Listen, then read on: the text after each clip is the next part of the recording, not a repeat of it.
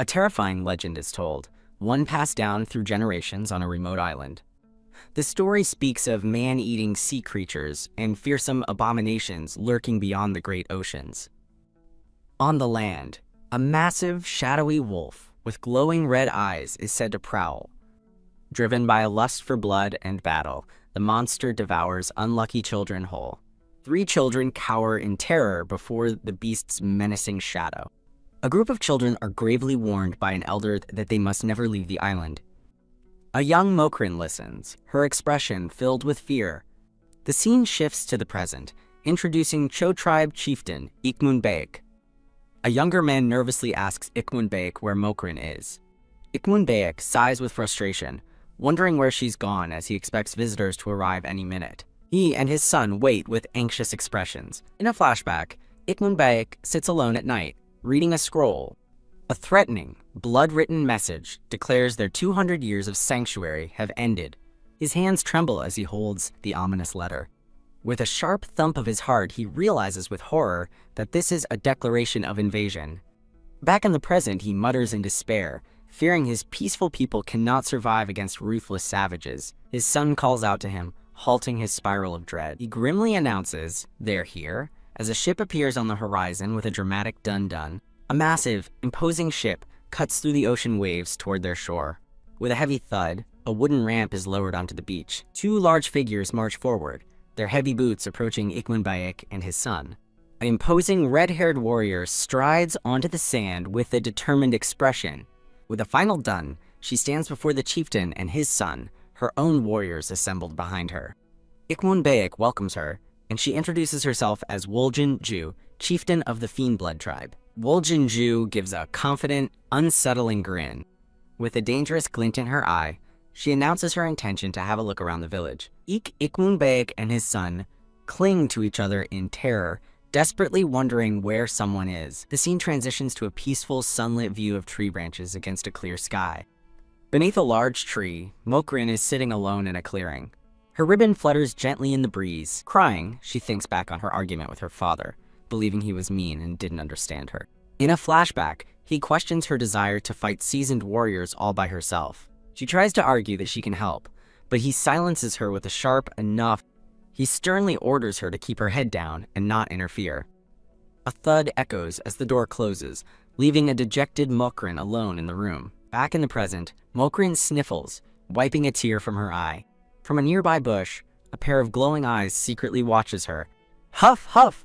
Yeon-young peeks through the leaves, blushing as he pants for breath. He crouches low, completely captivated by the sight of her. FWIP. Mokrin suddenly stands, filled with new resolve to do what she can for her tribe. She declares that as the chieftain's daughter, she must take action instead of crying. A heavy step sounds behind her. A large shadow looms over her, and she looks up in alarm. She finds herself face to face with a smiling Yeon-young. He lets out a pleased "ah" with a wide, excited grin. "There you are," he says, as a terrified Mokrin can only stammer in confusion. A startled flock of birds flap away from the treetops. "Ah!" A distant scream catches the attention of Woljin Ju and the others. The scene connects to the past summary as Yeon-young runs, shouting, "Mother!" A red-haired warrior glances back with a confident smirk. A cheerful man sprints across a field with a dazed girl under his arm, shouting, "Yeon-young!" His determined stride kicks up dust as the warrior watches in surprise. His sprint comes to a sudden halt as he's confronted by the warrior, whom he calls "Mother," asking for a word. She looks on calmly while 2 elders behind her appear shocked by the scene. Their surprise turns to utter bewilderment. He proudly lifts the dizzy girl, presenting her as his bride. The 2 elders scream in unison, crying out the girl's name, Mokrin. He beams with joy, holding a completely overwhelmed Mokrin in his arms. Now facing the 3 authority figures, he and Mokrin stand before them under a tense sky. The red-haired warrior stares with a severe expression, muttering his name, "Yeon-young, you." A dark aura emanates from her, and the elders gulp in fear. Her sternness instantly melts into a beaming smile as she proudly congratulates her son, much to everyone's confusion. She wipes away a tear, remarking with a sniffle how quickly he's grown up. He is touched by her words, while Mokrin remains completely dazed. She fondly recalls her own love at first sight, admitting she hauled his father over her shoulder for a same-day wedding, which the elders protest was clearly a kidnapping. She proudly introduces her son to the elders, calling them friends. He flashes a charming smile, still holding onto Mokrin. Ikmun Baek, chieftain of the Cho tribe. Before he can finish, a hand firmly grasps his own. He is yanked forward with a pained yelp by the enthusiastic young man, prompting the other elder to cry out, "Father." The man quickly steps in, taking Mokrin from the suitor's grasp. The suitor looks on, thoughtfully repeating Mokrin's name. A dark, possessive energy surrounds him as he declares her name is lovely, terrifying the man and Mokrin. Later, the warrior and her son sit on a bench, happily squishing a miserable Ikmun Baek between them. She asks when the wedding should be, and her son eagerly suggests tomorrow, making Ikmun Baek sweat with fear. She counters with, "today," and their manic laughter overwhelms Ikmun Baek's terrified protests. Ikmun Baek panics, flashing back to a memory of his daughter as he worries she'll be in danger. He springs to his feet, shouting for them to wait. He desperately explains that Mokrin is only 16 years old. The warrior calmly states her son, Eonyong, is 18, which he thinks is a perfect age gap. Ikmun Baek's protest that his people don't marry so young makes both Eonyong and his mother freeze. The mother approaches Ikmun Baek menacingly, demanding to know how long he expects them to wait. Panicked, Ikmun Baek throws up his hand, blurting out a desperate offer of 5 days. He quickly corrects himself to 5 years, which now shocks the warrior. She begins to argue that 5 years is far too long to wait, but Eonyong interrupts with a determined clench of his fist, declaring that even decades aren't too long for Mokrin, earning his mother's approval. His mother extends a hand to Ikmun Baek, declaring a new bond of friendship between their tribes. The two leaders shake hands and laugh heartily, having sealed the deal, while Eonyong sulks nearby. With a gentle splash, a ship sails across the ocean at night. On deck, Eonyong and his mother gaze out at the sea. His mother mutters thoughtfully about the Cho tribe. She and Eonyong agree the tribe was very welcoming, unaware that their crewmen know the truth of the village's fear. Eonyong muses that he expected a party, but assumes they were just busy, as doors slam shut in a flashback of the terrified village. His mother asks if he is certain he can wait 5 years. Eonyong smiles peacefully, resolving to respect the traditions of Mokrin's family. He vows to become the perfect groom for Mokrin during the long wait. His mother watches him, expressing her complete confidence in his resolve. Back in the village, Mokrin sits beside Ikmun Baek's bed as he lets out a weary groan. Ikmun Baek apologizes to Mokrin, explaining he couldn't refuse the engagement for fear of the fiendblood's savagery. Nodding, Mokrin reassures him that he was wise to delay the wedding. With teary eyes, he tells her not to worry and to focus on his recovery. Clasp, she takes his hand, agreeing that 5 years is a long time. Ikmun Baek hopes it will be enough time for a boy's immature infatuation to fade away. Mokrin looks down, resolving not to trouble her father any longer for the tribe's sake. She forces a bright smile, agreeing that 5 years is indeed a long time. As she leaves the room, she wishes her father a good night's sleep. Alone in the hall, her hands tremble as she thinks about the young man. She remembers Eonyong's unsettling smile, seeing the eyes of a predator ready to pounce. The memory of his powerful limbs binding her still sends a shiver through her. Clutch. She nervously holds her skirt, still deeply unsettled by the encounter. Lost in thought, she quietly wonders what he could possibly like about her. Mokrin gazes at the moon, hoping 5 years is long enough for him to forget, while Eonyong looks at the same sky. The scene shifts to a bustling village, alive with preparations for a celebration. Mokrin wanders through the festivities with a thoughtful expression. A group of village women laugh together joyfully. 2 women chat excitedly about the upcoming wedding ceremony for someone named Mokyeon. One woman teases her friend for being sad that her crush is now taken, which she quickly denies. The gossip turns to the wedding feast, with news of 2 extra dishes being served. Drool. Overhearing them, Mokrin daydreams about the delicious feast of rice cakes, veggie rolls, grilled skewers, and chicken stew. Her friends laugh and lovingly tease Mokrin about her huge appetite. The conversation shifts awkwardly to the couple's main duty after the feast. Glum. Mokrin's happy mood fades as the other women whisper about what that duty entails. One woman remarks that it's just another step toward bringing a new child into the world.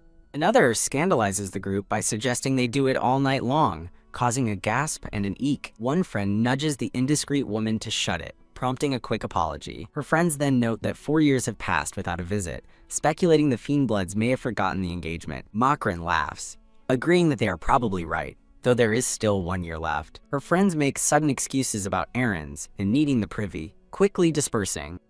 Shrug. Left alone, Mokrin decides to go rabbit hunting in the mountains. A clamor erupts in the village as men shout about being ambushed, and Mokrin senses something is wrong. She turns, her eyes wide with alarm as she curses the fiendbloods. Her angry expression hardens as she glares toward the commotion. An elderly villager collapses from an injury, attended to by another person. The scene reveals a fiendblood warrior bumping an elder and callously stealing bread, illustrating their brutal ways. A group of stunned villagers watch in tearful rage, calling them a bunch of brutes. Trudge. Trudge. Mokrin walks with heavy steps through the market, her face grim. Clench. She grips her robe, angry that they've returned after 4 years only to torment her people. A horrifying thought strikes her. They might be here to enforce the marriage agreement. Shake, shake. She quickly dismisses the idea, telling herself she's just overthinking things. With a swift stab, her spear finds its mark in a rabbit. But as butterflies flutter past, she finds herself unable to concentrate. She worries she can't focus and will return from her hunt empty-handed. Sigh. She wanted to get a nice wedding gift for her sister-in-law, who loves rabbits. She stops suddenly, her attention caught by something on a nearby ledge. Spotting the year's first crystal flowers, she decides they would make a better gift. Hiss. As she reaches for them, a venomous snake strikes and she cries out, "Number!" Stab. She reacts instantly, driving a blade through the snake's head. Done. She looks down in shock to see Eonyang kneeling before her, holding her bitten wrist. Eonyang presses his lips to her wrist, beginning to suck out the snake venom.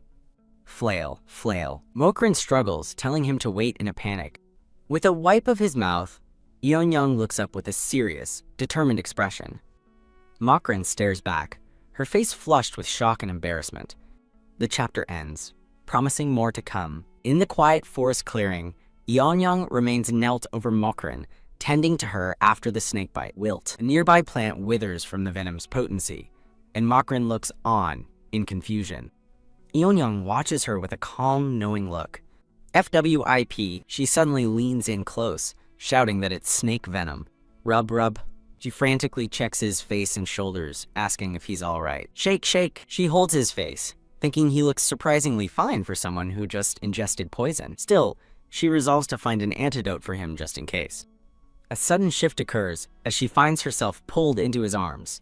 Dizzy, she feels the effects of the residual poison taking hold. Her eye widens in surprise at a sudden movement. Spring Eonyang swiftly lifts her to her feet, leaving her completely bewildered. He holds her steady from behind, both of them sharing a moment of startled surprise. Grin. His expression turns menacing as he declares that they finally meet again. Shudder. A wave of terror washes over Mokrin as she recognizes his predatory face from 4 years prior. Faint, overwhelmed by the shock, her spirit leaves her body as Eonyang calls her name in alarm. Flap. Her name echoes across the sky as a lone bird flies past. Mokrin comes to her senses, wondering why he has arrived so early. Beam. Eonyang lets out a bright, cheerful laugh. Glum. She reminds him that their 5-year agreement isn't over yet. There's still 1 year left. Point. Eonyang explains he was merely on his way to greet her brother when he happened upon her. He asks how she's feeling, wishing he could have sucked the venom out completely as he scans her with concern, but she thanks him and says she's fine. He continues to scan her with worried eyes, while she insists that she feels fine. Mokrin calms herself, concluding they must be envoys for her brother's wedding, and she is panicking for no reason. Fidget. She nervously asks how he is still standing after ingesting so much venom. He winks proudly, explaining he's resistant after building an immunity to poison since childhood, though it almost killed him at first. He confidently gives her a thumbs up, reiterating his resistance to poison. Chills. Mokrin shudders, thinking the mainland must be a terrifying place to force such rituals on children. Whoosh. A rock suddenly flies toward Eonyang's head. Catch. He snatches it out of the air with ease, looking mildly annoyed. Clench. He calls out that he's coming, gripping the rock tightly. Crumble. To Mokrin's astonishment, he crushes the fist-sized rock into dust. He turns to her, fidgeting and dusting his hands, saying he doesn't want to leave since they've been apart so long. Oops. Realizing her fear is showing, Mokrin worries he'll be upset and decides she must hide it. She quickly changes the subject, awkwardly commenting that he's changed so much she didn't recognize him at first. Sparkle. He beams, thrilled that she noticed the results of his 4 years of training. Aki opens his robe to proudly display his muscular, scarred torso, shocking Makrin with his forwardness. Blushing furiously, she peeks through her fingers, noting that he's covered in scars. He boasts that his brawny physique is proof he is now a true Gyuehyo warrior. Brush. He runs a hand through his long hair, explaining he never cut it as a token of his training efforts. Thump, thump, thump. His heart pounds in his chest as he gazes at her intently. Mokrin wonders if she should politely suggest he comb his unkempt hair. Crackle! Her blunt statement that he looks dirty shatters his confident mood in an instant. A few moments later, the scene shifts to a quiet village hut. Glum. Yeon-young sulks near the carts of wedding gifts as a fiendblood warrior greets Mokrin's father and brother. Dazzle, gleam. Mokyun and his father stare in astonishment at the extravagant gifts, with Ikmun Bayek asking what this is. A fiendblood warrior proudly announces the gifts are from their chieftain, leaving Ikmun Bayek to offer a stunned thank you. Dazed, Yeon-young mutters to himself that Mokrin called him dirty, while the villagers wonder what's wrong with him. A warrior cheerfully ignores a devastated Yeon-young, who collapses while crying out Mokrin's name. Mokyun tells his father the fiendbloods are more determined than before, and Ikmun Bayek agrees that hoping they'd forget is useless. Nod. Mokyun listens with a grim, resolute expression. Pierce! Squawk! An arrow strikes a bird in mid-air. Whoa. A group of villagers celebrate a bullseye during archery practice by the fire. Chortle. A warrior jokes about roasting the bird for dinner, but another suggests hunting a deer for a proper meal. FWIP. Mokyun walks away, disgusted at the thought of Mokrin being doomed to marry one of them. He looks worriedly into the distance, pondering what will become of their people. Mokyun visits his sister's room, asking if she's asleep, and Mokrin recognizes his voice. The siblings sit opposite each other for a serious, candlelit conversation. Mokyun warns Mokrin that the fiendbloods are back and they cannot let their guard down. He calls the chieftain's son an evil, smiling monster, and Mokrin quietly agrees. Mokrin recalls Yeon-young saving her from the snake, thinking evil monster might be too harsh despite his intimidating nature. Flustered, she quickly agrees with her brother and vows to be more vigilant. Chuckle. As Mokrin repeats the evil monster insult, Mokyun tells her to come to him, or their father, if trouble arises. The siblings exchange good nights, as Mokyun leaves her hut. Blush. Tucked in bed, Mokrin thinks about Yeon-young, concluding he seems like an absolute libertine. HMPH. She turns over decisively, resolving to be extra careful around him. Clench. She sits up with determination, believing she is the only one who can protect herself. The scene settles on the quiet village huts under the night sky. Flicker. Inside a hut, the candlelight reveals Yeon-young sitting alone. He sits shirtless, his muscular and heavily scarred torso illuminated by the warm light. Phew. He takes a slow, steadying breath, his eyes closed in concentration. His eyes snap open with sharp focus as he thinks about needing only a single slash. Rustle. Elsewhere, Mokrin searches through the forest underbrush for something she's hidden. Pull. She finds her spear and pulls it out from its hiding spot. She laments that her tribe's aversion to warfare prevents her from practicing openly in the village. Clutch. She grips the javelin, wishing a real warrior could teach her the proper way to throw. Spring determined, she decides that training by herself is the only way forward. Raise. She gets into a throwing stance, preparing to practice her aim. Sob. Overwhelmed with frustration, she cries, admitting she doesn't even know the correct posture. Thump. Her heart pounds at the sudden closeness, and she can only manage a confused, eh. His hands adjust her arm as he instructs her to point her forearm toward the target. Gulp. Flustered, she realizes he's whispering right into her ear. Lean. He leans in closer, telling her to never look away from the target. FWIP. She flinches away from his touch, exclaiming that he is too close. They pause, sharing an intense and uncertain look. A young warrior from her village holds her shoulders, looking at her with concern. He offers her a gentle, reassuring smile. Mokrin stares back, her expression a mix of confusion and blush. Crumble. The warrior's confidence instantly shatters into a stylized, stone-like ruin. Thump. His heart pounds in his chest as he calls out her name, his face flushing. Wincing in pain, she wonders why he dropped her, as he nervously tries to explain himself. Sparkle. The young warrior looks down at her with an expression of pure, blushing adoration. Beam. Mokrin recognizes him with a gasp, calling out Yeon-young's name as he smiles brightly at her. FWIP. He joyfully lifts her to her feet, thrilled that she remembers him, and gives her a gentle pat on the head. He dusts her off while asking if she's alright, as Makran realizes with a shock how different a simple haircut made him look. Gazing at his surprisingly handsome face, she feels a flutter of attraction. Startled by her touch, Eun-young blinks as Mokrin inspects a small scratch on his cheek. He laughs it off as a minor scratch from a clumsy haircut, a flashback showing his feral past self hacking away at his hair. Fidget! Mokrin's attention turns to his hand, which was scraped when he dropped her, and she asks if he's hurt. Blush. He dismisses his own injury, gently saying they can't let her beautiful hand get scarred, making Mokrin blush. He holds her hand carefully, blowing on the scrape to soothe the pain. Huff! Watching him, Mokrin thinks he's like a clingy puppy, imagining a chibi version of him calling her name, PFFT. She stifles a laugh at the thought, leaving Eun-young to look at her in confusion. She can't hold it in, and bursts into a bright, genuine laugh. Dazed, Eun-young stares at her, completely captivated by her radiant smile. Trickle!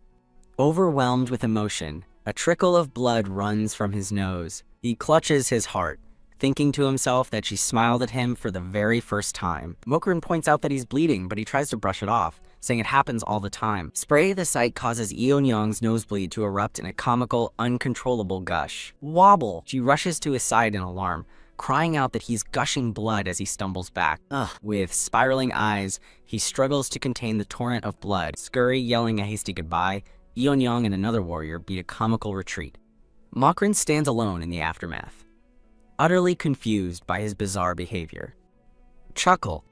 A moment later, she laughs, thinking his actions are so different from his intimidating looks. She looks down at the torn cloth in her hand with a soft, amused smile. With her spear case slung over her shoulder, she heads back toward the village entrance. A woman calls out to Mokrin, who turns and greets Physician Moon and a young man named Deokbok. Frown. Physician Moon immediately scolds her, asking if she was practicing with her spear on the mountain again. Flustered, Mokrin quickly denies it, insisting it's just a stick to scare away the snakes. She glances nervously between Physician Moon and Deokbok. Whisper. She leans in to ask Deokbok not to tell her family about her trip, and he smiles and nods in agreement. Deokbok bids her farewell, and Mokrin watches him go with a slight smile. Her expression turns to one of mild surprise after he departs. She turns her gaze to the dried herbs hanging outside the physician's hut. Calling out to Physician Moon, Mokrin asks if she can buy some herbs. Tap. A basket of freshly gathered herbs is set down on a small table. Later, Mokrin sighs, realizing she can't give Eun-young the herbs since he isn't home. Creak. She peeks through the door of a hut, calling out to see if anyone is there. Her eyes widen as she accidentally gets a full view of a shirtless Eun-young drying himself off. He pauses, thinking he heard something, but ultimately dismisses it as his imagination. Standing in a towel, he notices the basket of herbs and a note left for him. Moved, he blushes, realizing the thoughtful gift must be from Mokrin. Flutter. In his fantasy, a note from her declares "I love you" as it floats into the night sky.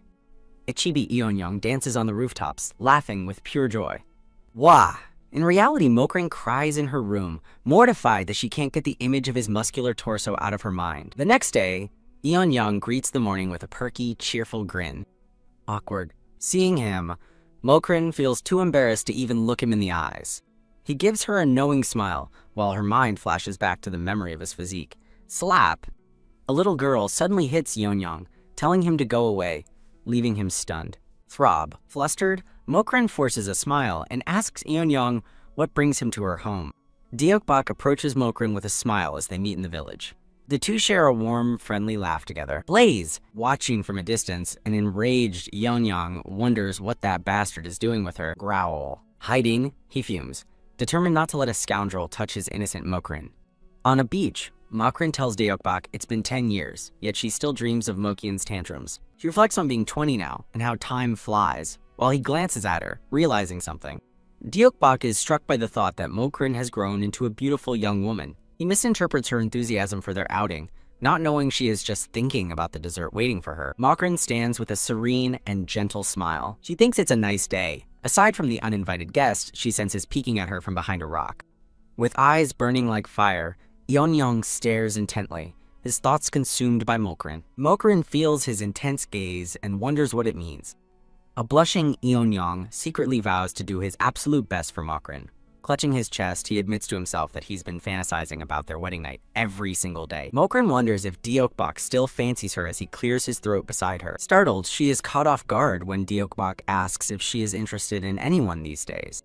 Her thoughts drift back to a time when she used to have a crush on one of Mokrin's friends. A memory of her past crush's kind, handsome face flashes through her mind. She recalls a memory of two figures bowing at a formal ceremony. Deokbok gently pats her on the head, bringing her back to the present. No. Eonyang anxiously watches them, wondering what they could possibly be talking about. He continues to spy on them with a look of intense concern. Deokbok gently brushes a stray leaf from Mokrin's hair. Spring Eonyang leaps into view. Enraged by the sight and calling Deokbok scum, Mokrin and Deokbok are stunned into silence by his sudden appearance. Sprint! Eonyang charges towards them, impossibly lifting the massive boulder he'd been hiding behind. He roars furiously, demanding that they stop right there. The action pauses for a promotional page displaying other series. In the moments before the interruption, Deokbok cheerfully points to the leaf on Mokrin's head. A chibi flashback shows her trying to remove the leaf while he playfully dodges. Having completely misunderstood the innocent gesture, Eonyang charges forward with the boulder. Deokbok and Mokrin stare in terror as he tries to shout that it's a misunderstanding. The narration focuses on Eonyang's frighteningly intense eyes. Mokrin realizes with horror that he's too enraged to listen to reason. Bull! She grabs Deokbok's arm and tells him to run. Release. Eonyang drops the boulder with a look of despair, calling out Mokrin's name as she flees. Thunk. The boulder crashes down as Mokrin glances back at the scene. Panting heavily, Mokrin and Deokbok finally stop to catch their breath in the woods. Whew! Deokbok expresses his hope that the enraged man didn't follow them this far. Mokrin reflects on the fiendblood's monstrous strength, concluding that the tales of him being more beast than human were true. Sigh.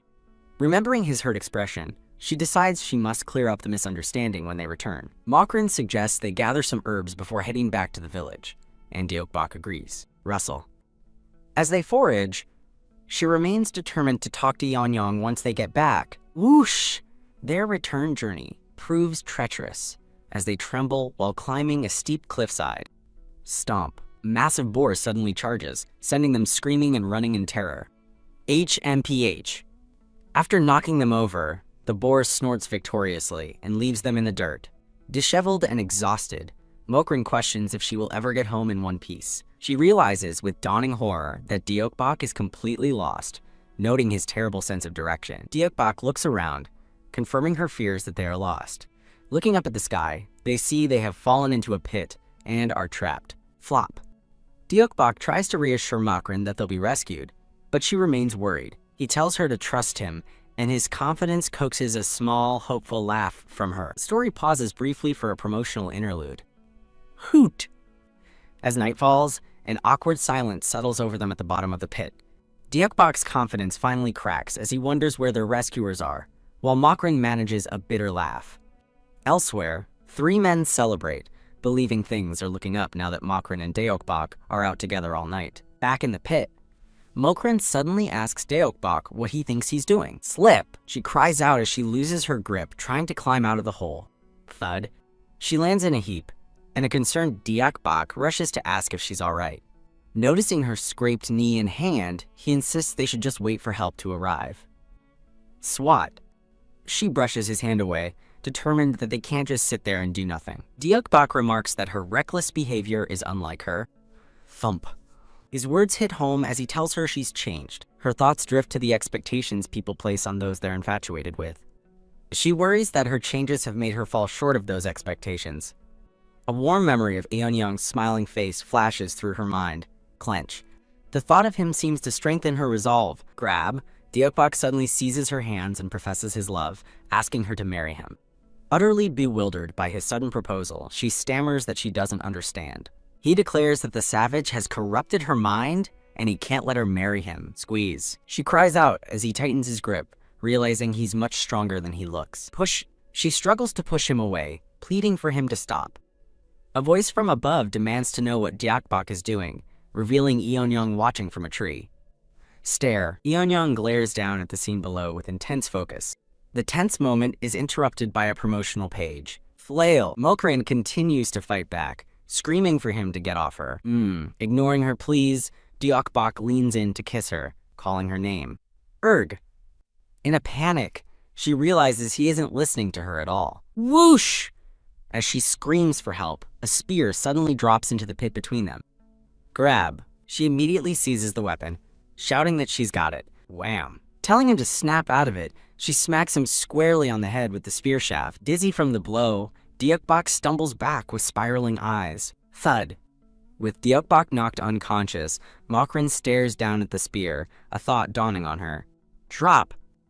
As a vine is lowered into the pit, she looks at the spear and begins to wonder if it's his. She looks up, a glint in her eye matching the spearhead as she realizes who saved her. Silence. After climbing out, she finds herself alone in the quiet woods. She looks around, feeling sure she knows who her unseen rescuer was. Her thoughts confirm her suspicion. It was Eonyang. She sits alone in the clearing with his spear, looking pensive. A few days later, Mokrin sits outside her house as her father and brother watch over her. Her father approaches, wishing her a happy birthday and handing her a gift. Her brother smiles, adding his own well wishes and telling her to open their present. Shift. She begins to unwrap the gift while her family looks on with anticipation.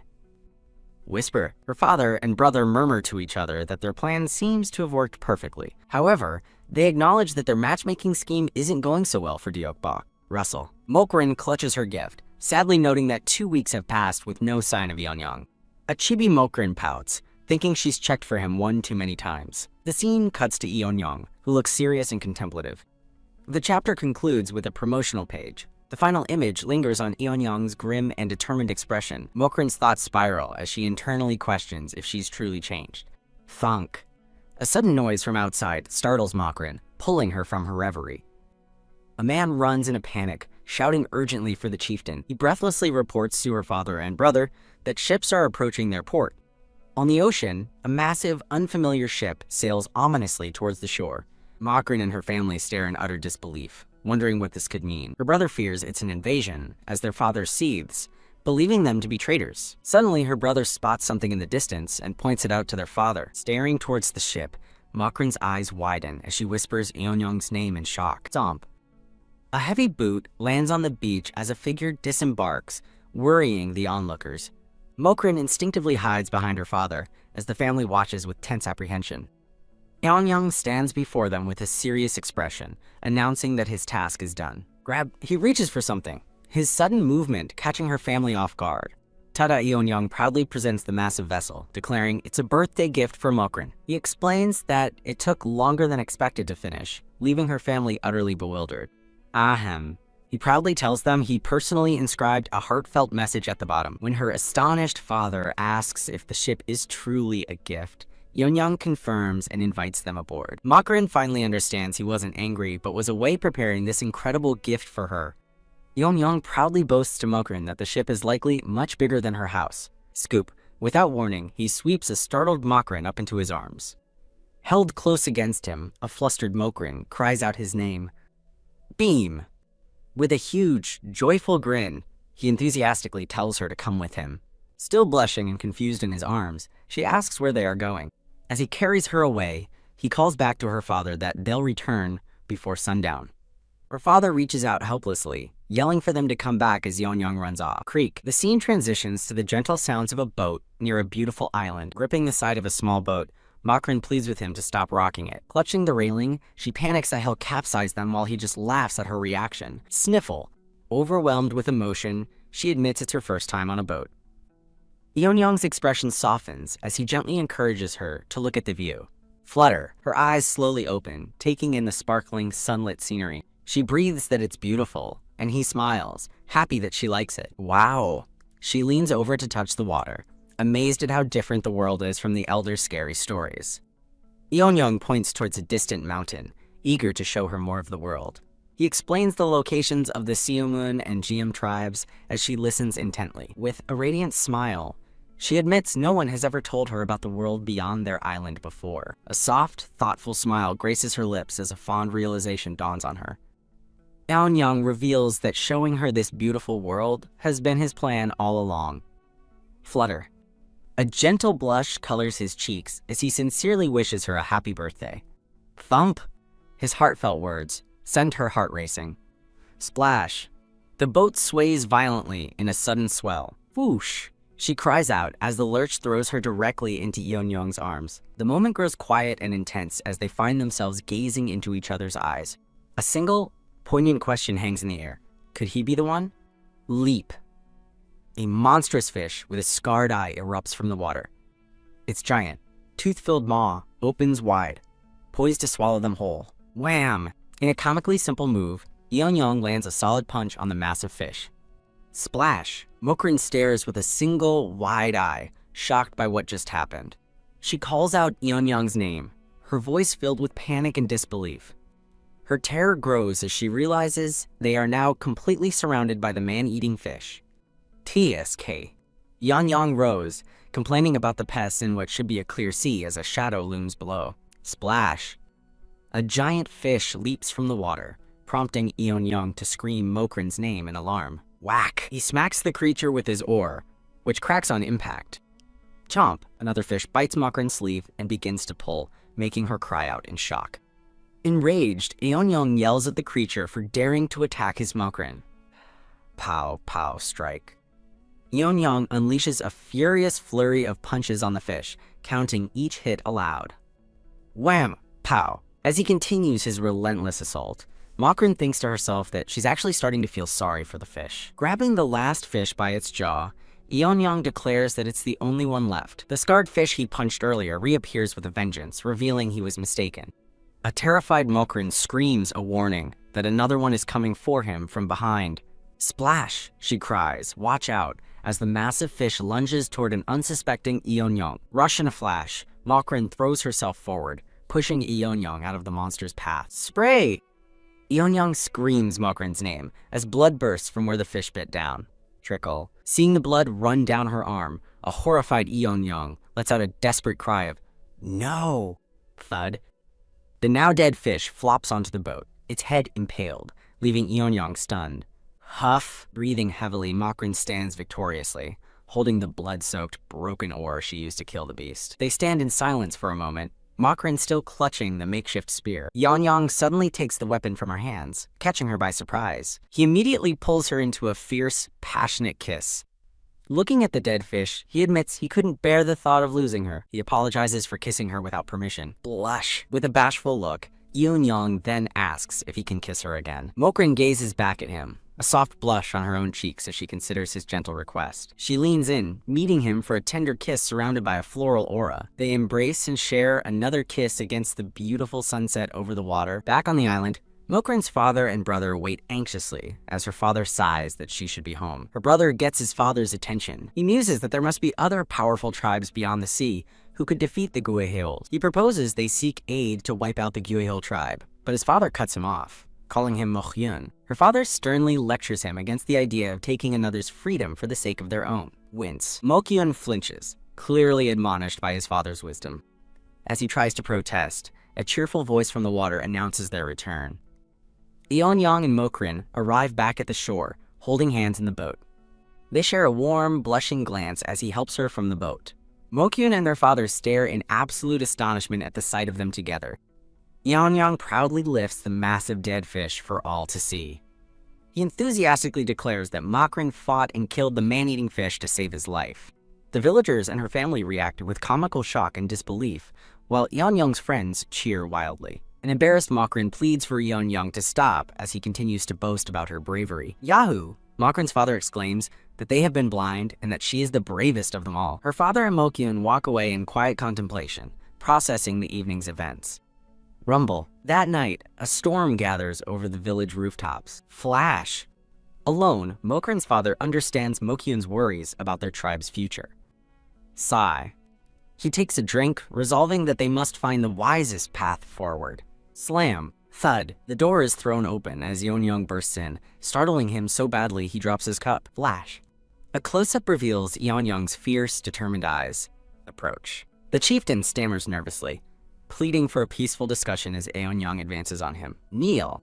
Crying out in fear, the chieftain drops to his knees before the imposing figure. Yeon-young formally asks for permission to marry his daughter sooner than they had previously agreed. The chieftain looks up, stunned, asking if Mokrin knows and wondering if the time has finally come. Slip. The chieftain slides forward on his knees, flatly refusing Yeonyong's request with a simple, "No."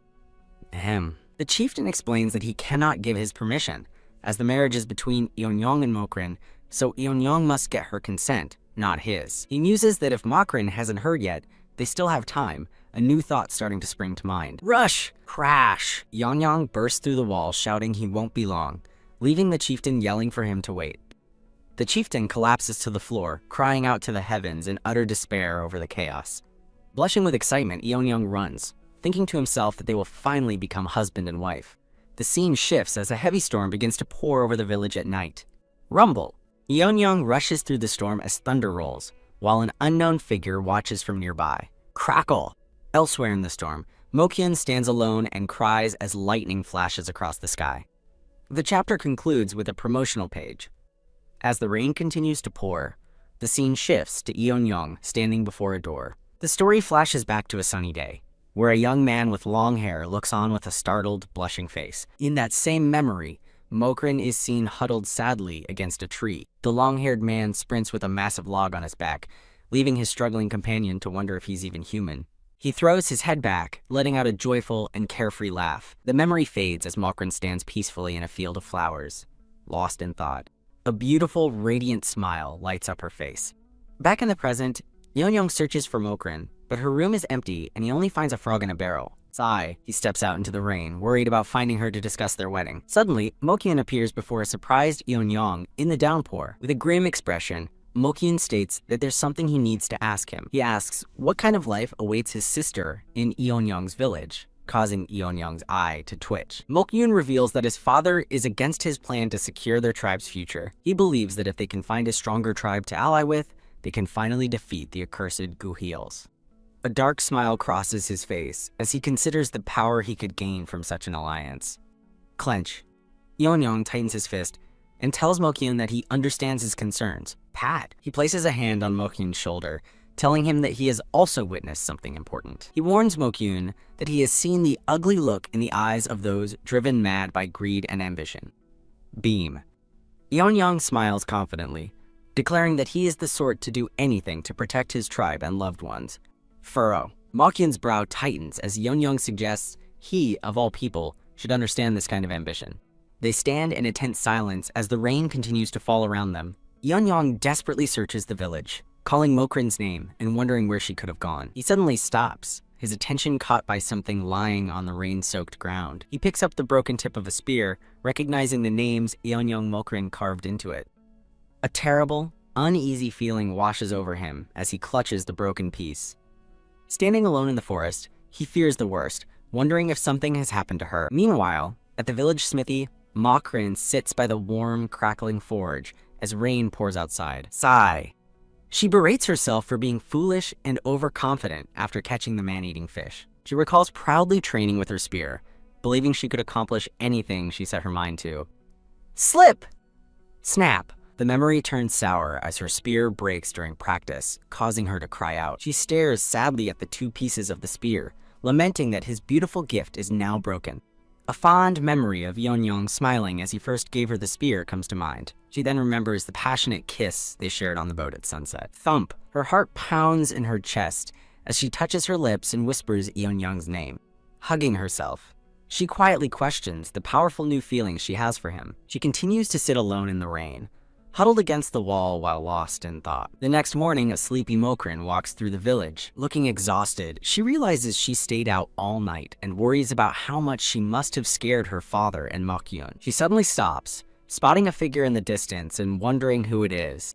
It's Yeonyong, his face alight with pure joy and relief as he shouts her name. Overcome with relief, Yeonyong pulls Mokrin into a tight embrace, thanking the heavens that she's safe. Startled by his sudden intensity, Mokrin holds him and asks if something is the matter. He pulls back with a bashful laugh and tells her he'd been looking for her all night long. Mokrin gasps in shocked realization, exclaiming, "Oh no!" His relief gives way to exhaustion as Yeonyong suddenly collapses into her arms, weeping. Pant, pant. Holding his head, Mokrin is alarmed to discover he's burning up with a high fever. Now lying in bed, an unconscious Yeonyong pants while a physician checks his pulse. Gulp. The physician gives a thoughtful glance at Yeon-yong, deepening Mokrin's concern. He then declares the ailment is a common cold, leaving Mokrin and the others comically baffled. The physician casually explains that even the strongest person gets a cold sometimes, telling them there's no need to be surprised. He elaborates that Yeon-yong's heart is palpitating, and he likely fainted due to a great deal of mental stress. Pant! As Yeon-yong sweats in his sleep, the physician concludes that he is struggling with problems ailing his mind. Mokrin looks on with a worried expression, wondering what could be troubling him so deeply. One of Yeon-yong's companions watches with a grim and silent understanding. The physician reassures Mokrin that Yeon-yong is otherwise healthy and just needs rest, for which she thanks him. As the physician and Yeon-yong's friends prepare to leave, one of them asks Mokrin if she is not coming with them. Creak. He accepts her unspoken decision to stay, giving a final glance before closing the door. FWIP. With everyone gone, Mokrin moves quietly to Yeon-yong's bedside. Turn. She kneels down, her expression full of concern as she watches over him. She notices his tightly clenched fist and wonders what he is holding. Leaning closer, she can see he is clutching something small and wooden. Strain. She struggles to pry open his fingers, surprised by his powerful grip even while unconscious. Clack. The object finally loosens from his grasp and falls to the floorboards. She picks it up and realizes with a start that it is the piece of her spear that snapped. The truth dawns on her.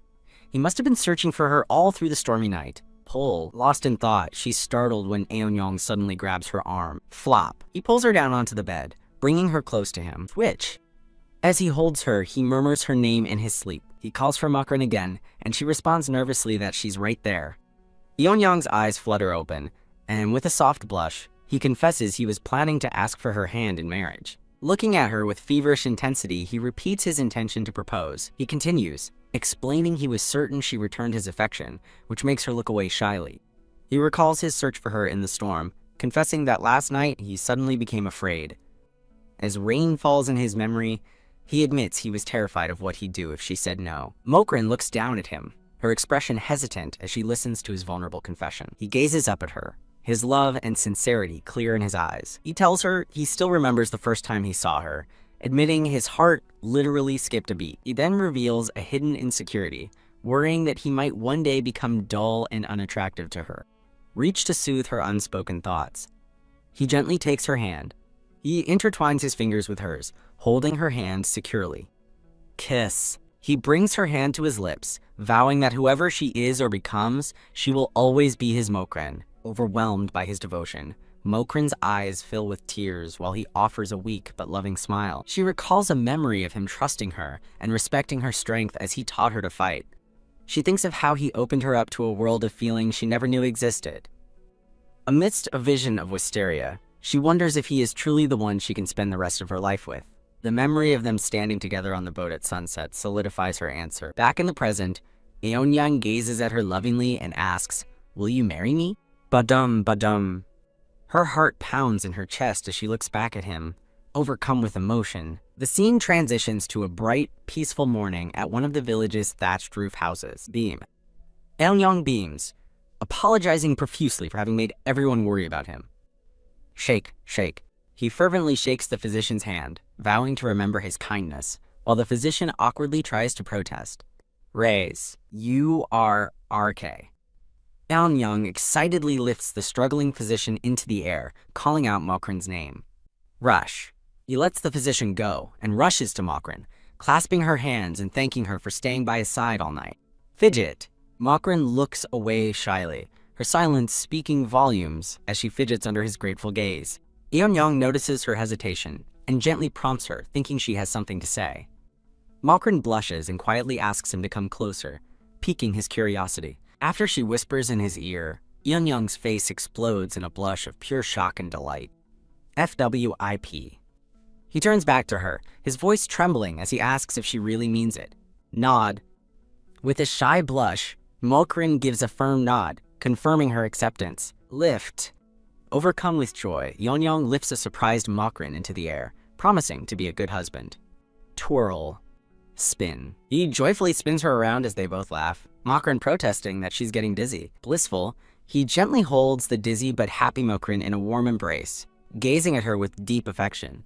Yeon-yong makes a heartfelt vow never to disappoint her. Mokrin looks up at him, her expression full of love and trust as she accepts his promise. Surrounded by blossoms, they share a quiet, loving embrace, fully committed to each other. The scene transitions to a different part of the village, focusing on a specific house. Fling.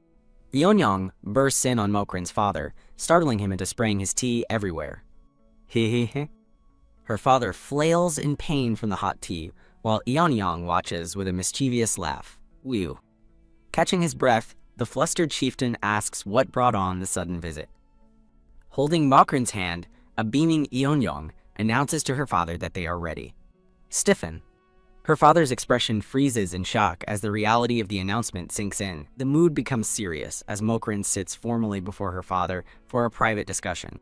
They sit in a tense silence, the weight of the situation hanging between them. The chieftain questions if she was coerced, but Mokrin firmly states that she consented to the marriage on her own. Sigh. Her father apologizes, lamenting that their tribe's lack of influence puts her in this position. Mokrin reassures her father that this is her wish, though she privately understands his reservations. She resolves that her future is in her own hands, regardless of the circumstances. Stride. After leaving her father, Mokrin finds Mokyun waiting for her outside. Yank. Mokyun suddenly grabs her wrist, and she calls his name in surprise. In the seclusion of the forest, Mokyun confronts her about agreeing to marry the Gui Hall-Kur. Mokrin looks him in the eye and calmly confirms that she has consented. FWIP. He turns to face her, his demeanor growing more intense. Clutch. He grabs her shoulders forcefully, demanding that she listen to him. He declares his intention to seek out more power for their tribe, making his opposition clear. His eyes burn with ambition as he begins to lay out his plan for her. He promises to deliver her from the clutches of the savage, asking her not to lose hope. Retreat. Confused by his words, Mokrin tries to pull back from his grasp. She pleads with him not to do anything reckless, but he muses that his plan might not take long after all. He cruelly suggests that Yeonyong will soon grow tired of her and abandon her. He belittles her worth in Yeonyong's eyes, calling her a fine trophy for a new conquest. He continues his cruel manipulation, claiming that she'll become dull to Yeonyong after she's his. Mokyun coldly predicts the day Yeonyong will inevitably send her away. His cruel words finally break through her resolve, and tears stream down her face. Seeing her tears, Mokyun says her name, his expression softening for a moment. Halt. A hand suddenly intervenes, stopping Mokyun as a firm voice declares he's said enough. Mokyun looks up, shocked to see who has interfered in his conversation with his sister. Glare. The newcomer coldly tells Mokyun that he has crossed the line. Revealed to be Yeonyong, he stares down Mokyun with a look of cold fury. Step, step. Yeonyong walks past a stunned Mokyun to stand protectively beside Mokrin. Clench. Yeonyong states that while he may have turned a blind eye, he is no fool. He confronts Mokyun, saying he was patient because he assumed Mokyun had his sister's best interests at heart. Mokyun yells that he will never allow a Gyuhyul to. In tears, Mokrin begs her brother to stop. Mokyun dismisses the conflict as a misunderstanding, claiming they just haven't talked enough. He looks at Yeonyong and says, despite it all, he wishes he would pray for Mokrin's happiness. Glance. Mokrin turns to Yeonyong, asking him to do the same for her brother. She asks Yeonyong to consider her brother's perspective, noting how hard it'd be to send off his only sister. Yeonyong puts an arm around Mokrin and tells Mokyun they will return to the village first. Mokyun is left standing alone in the moonlit forest, watching them leave. Step, step. Yeonyong and Mokrin walk away together through the woods. Mokrin silently worries that her words defending her brother may have hurt Yeonyong's feelings. Halt. Yeonyong stops and tells her that now is the time to speak her mind. He gives her a chance to back out of the marriage, leaving her completely shocked. He tells her he will leave if their shared feelings were merely his own delusion. Wince, she asks if he will truly never return once he leaves, and he flinches at her question. Slump. He dejectedly admits he might secretly come back just to catch a glimpse of her. He vows that even if he did return, he would make sure she never knew he was there. Before he can turn away, Mokrin reaches out and quietly takes his hand. She gently clasps his hand in hers, holding him in place. Looking him in the eyes, she firmly says she doesn't want him to leave. He asks if she's sure she won't regret marrying him, and she honestly replies she doesn't know yet. With a brilliant, happy smile, she says she wants to find the answer to that question together with him. Yeonyong looks down at her, his expression filled with love and relief. Embrace. He pulls her into a heartfelt hug, saying that goes without saying. As she hugs him back, Mokrin thinks to herself that her heart belongs only to him. He gently holds her face, and they share a tender, loving kiss. The scene shifts to a sunny day at the shore, where 3 of Mokrin's friends are seeing her off. Her friends tearfully plead with her to write often and take care of herself. Sniffle. Mokrin comforts one of them, reassuring her that she'll keep in touch. Wah. Her friends pull her into a sobbing group hug as her father watches. She calls out his name. An awkward silence hangs between Mokrin and her father as they stand on the beach. She looks toward the boat and admits she really wanted to see her brother before leaving. Her father reassures her that Mohyun will come around and advises her to stay healthy. He reminds her that she will always have a home to return to. With tears in her eyes, Mokrin smiles and proudly states her name as the daughter of the Cho tribe's chieftain. A beautifully decorated ship waits in the sparkling blue water to take her to her new home. A fond memory surfaces of her and Yeonyoung laughing together while fishing on a boat. Back in the present, she looks out at the moonlit sea, ready for her journey. She gazes at the endless ocean and wonders what kind of world awaits her beyond the horizon. Step! Yeonyoung joins her on the deck of the ship as they sail into the morning. He points toward the landmass in the distance, proudly showing her their new village. Mokrin looks on with determined eyes, realizing this is truly her new beginning. The scene transitions to their wedding, where Yeonyoung kisses a beautifully dressed Mokrin on the forehead. Bottom. Mokrin thinks happily about their wedding night feast, recalling their tribe's similar traditions. Yeonyoung calls her name, and she eagerly asks if the food has arrived. Instead of food, he gently lays her down on the bedding, looking down at her with affection. Blushing shyly, Yeonyoung nervously promises to do his best for her that night. Pull. Confused, Mokrin tugs on his robe, wondering what is happening. Yeonyoung holds a blushing Mokrin close, confessing how long he's been waiting for this moment. Pull. He moves to undress her, but she protests. Huff. He apologizes for his inexperience, insisting that isn't the issue. MMPH. He cuts off her protests with a deep, passionate kiss. A tear escapes her eye as she wonders in confusion about his sudden, forceful passion. Clasp. He holds her hand tightly, deepening their embrace. Pant. He pulls back slightly, looking down at her tear-streaked, flushed face. Rise. Panting, she sits up, her expression a mix of confusion and apprehension. He opens his robe, revealing his muscular and heavily scarred torso. Jolt.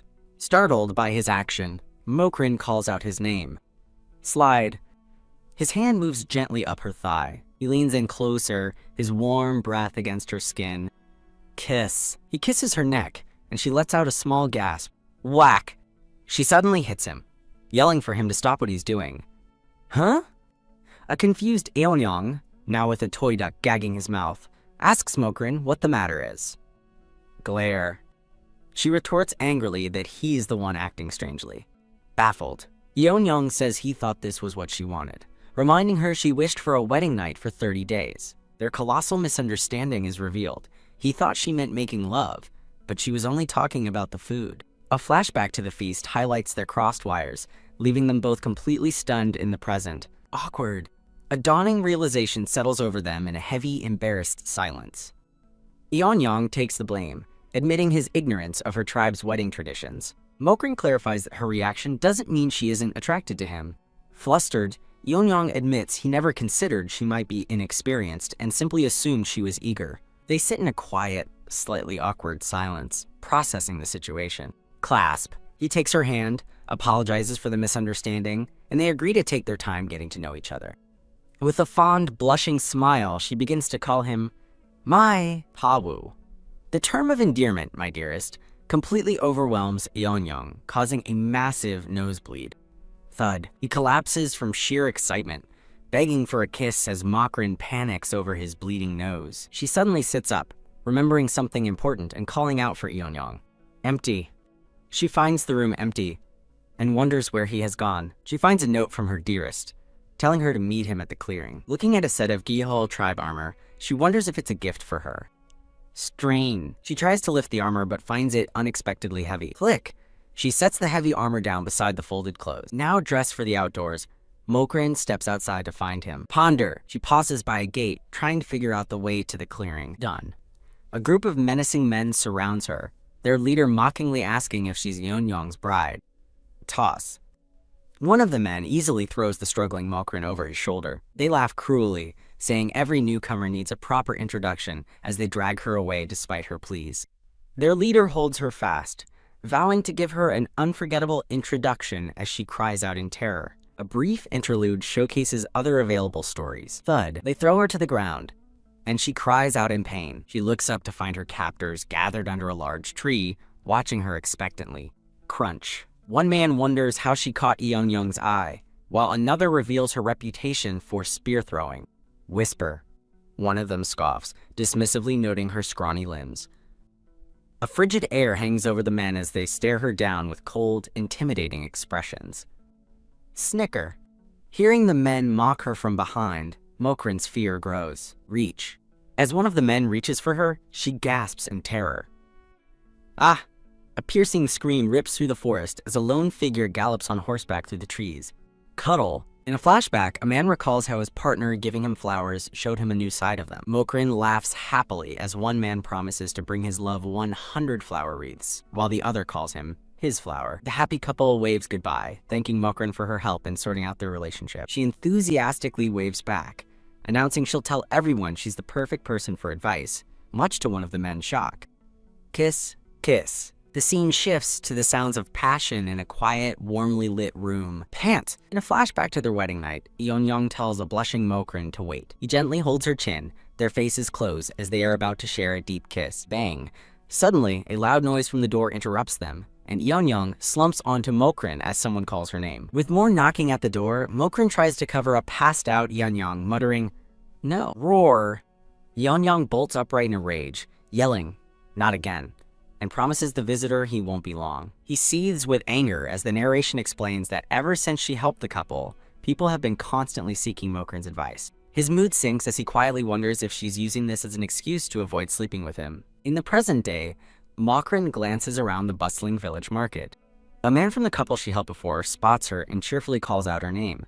He asks for advice on a gift for the Heian tribe's upcoming festival, and Mokrin suggests something that would make them smile. Pondering the request, she considers that the Gyuheels don't realize other tribes may not share their cultural values. She laughs dismissively, telling the man not to worry about that. He smiles and reveals that he's from the Heian tribe, much to Mokrin's surprise. He explains that many non-natives from different backgrounds have settled in the village because it's a fine place to live. Mokrin is taken aback, admitting she had always believed tribes were isolated from one another, just like her own. Abruptly, another villager approaches, thanking Mokrin for her previous advice and holding out a gift. He insists she take the gift as a token of his thanks, leaving her flustered. Pile! Soon, Mokrin is swamped with gifts from numerous grateful villagers, all thanking her for her help. Overwhelmed by the pile of gifts, she looks up with a bead of sweat on her brow. A warm smile spreads across her face as she thinks she's finally beginning to understand the Guo people. She concludes that while they might seem rough, they are all very friendly and gentle deep down. Clutching the gifts to her chest, she smiles, feeling a sense of belonging. Looking at another village in the distance, she hopes they can welcome this new understanding without prejudice. Rustle. Elsewhere, a hand carefully unfolds a piece of parchment. Mokyun is revealed to be the one reading the letter, his expression serious. In the letter, Mokrin apologizes that he wasn't there to see her off, admitting her guilt. Mokyun picks up a brush, seemingly preparing to write a response. The letter continues with alarming news. Their father was recently wounded in an attack by a massive sea creature. She reassures him that the injury isn't serious, and their father is mostly just frustrated with being stuck in bed. Knock, knock. As Mokyun writes, someone outside his room calls for him. Meanwhile, back in her new village, Mokrin sits chatting with a group of men under a tree. Her face lights up with joy as someone announces a letter has arrived for her from Danwall Island. Later, she sits in her room, her expression intent as she reads the letter. Sigh. After finishing the letter, she wonders aloud how she can show her brother the truth. Clop, clop. Yeon-young and another man ride through a forest path as his companion admits he was right. The companion, identified as Yeon-young's friend Homeland, reports that sea creatures near Danwall Island have been restless lately. Yeon-young thoughtfully considers this, wondering if the fish are fleeing from some unseen threat.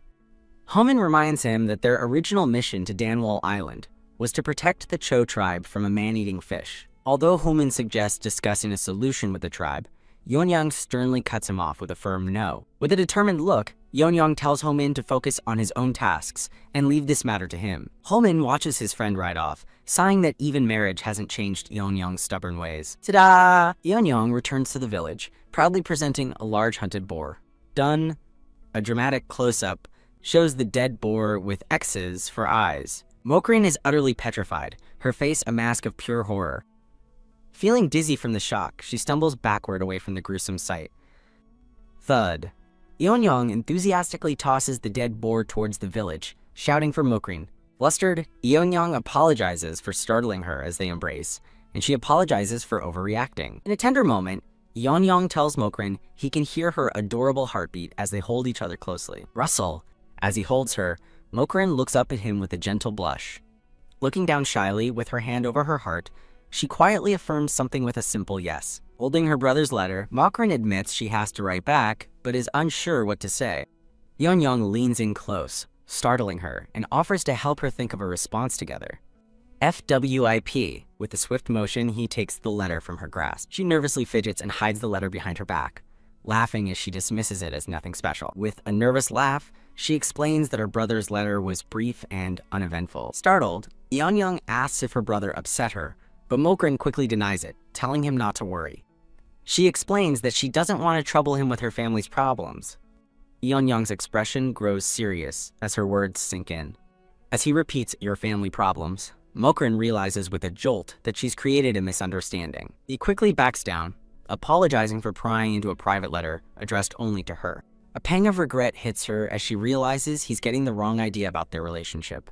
Yeon-young gently changes the subject, suggesting they get ready for dinner, and she quietly agrees. Rush. They head out of the room together, leaving the awkward moment behind. The scene transitions to a peaceful, sunny view of their home. An open wooden chest is shown, containing only a single, small, skull-shaped charm. The scene shifts to a classroom where a teacher corrects a student's writing lesson. Mokrin hurriedly approaches a red-haired woman, calling out, "Mother!" Panting, Mokrin greets the woman and asks if she has seen Yeon-young. The woman thinks for a moment, replying that she hasn't seen him and he's usually in the mountains. Noticing Mokrin's worried expression, she asks if something is wrong, but Mokrin nervously denies it. The woman reassures her, then asks if the village children are indeed learning to read and write. A group of children peeks over a ledge, excitedly mispronouncing Mokrin's name before being corrected by another child. The red-haired woman explains that Yeon-young insisted on creating a small pavilion where the children could learn. Mokrin spots a young girl pouting by herself and recognizes her as one of Yeon-young's little sisters. The teacher calls for order as the children begin laughing and running around the room. As the woman yells at the kids to sit down, Yeon-young's little sister sprints away with a determined scowl. Mokrin wanders down a sun-dappled path in the mountains, calling out for Yeon-young. Rustle. She cautiously peeks from behind a tree, scanning the empty path for him. Seeing only a scurrying squirrel, she wonders aloud how she's supposed to search the entire mountain. With a sigh, she covers her face, worrying about who could have taken the sensitive letter. A distant shout startles her, and she immediately wonders if the voice belongs to Yeon-young. She sprints down the forest path, following the sound of the voice. She stops abruptly behind a tree, having spotted someone ahead. Her face lights up in a joyful smile as she calls out Yeon-young's name. Galump! She joyfully runs up and hugs the figure from behind, telling him she's been looking everywhere. Eh? Her smile fades into confusion as she realizes something feels off about the person she's hugging. She rubs his back, sensing that the clothes and build are different, and feels a sword at his hip. FWIP. A man with long silver hair spins around, grabbing her hand and demanding to know who's there. He holds her hand firmly, revealing his elegant attire and handsome face. Ah, Mokrin gasps, realizing her huge mistake. She fidgets and apologizes profusely for mistaking him for her husband as he stares down at her.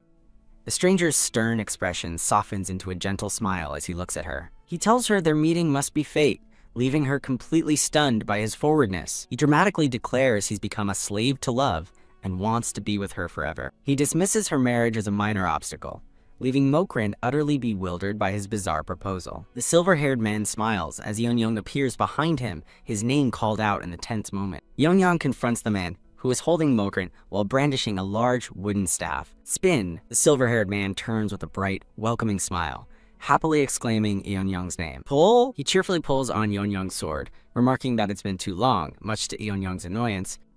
Growl. Yeon-young glares, menacingly identifying the man as Yeon-do Hwang.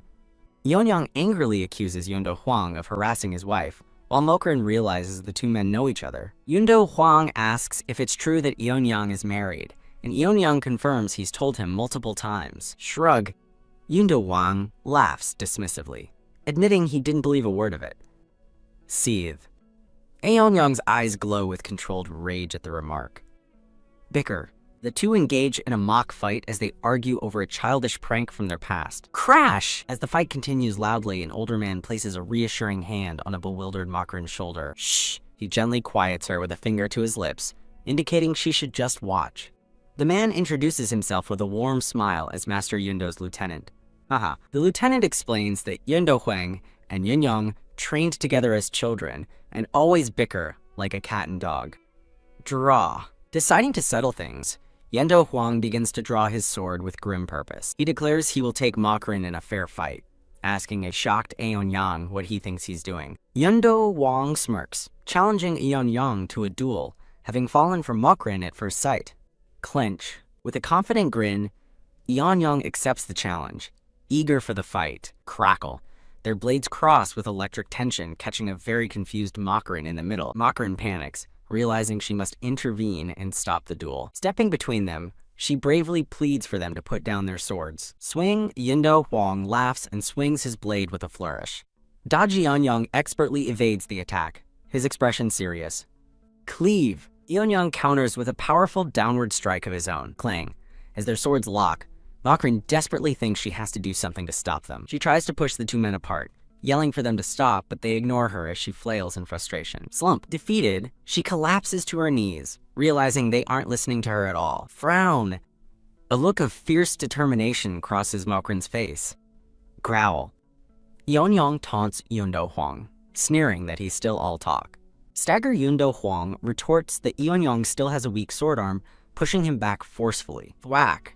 A huge wooden log slams into the ground, violently separating the two fighters. Huff! Panting from the effort, Mokrin stands her ground as someone calls out her name in surprise. Haha. Yundo Huang throws his head back and laughs heartily at her intervention. He formally introduces himself as Yundo Huang, the chieftain of the Haya tribe from the east. Flash, he makes a grand proposal offering Mokrin a lifetime of wealth if she marries him, which makes her laugh nervously. Clasp. He tells her that if she ever gets bored of Yeonyang, he'll be waiting, enraging her husband. Whoosh! A furious Yeonyang yells, "Back off!"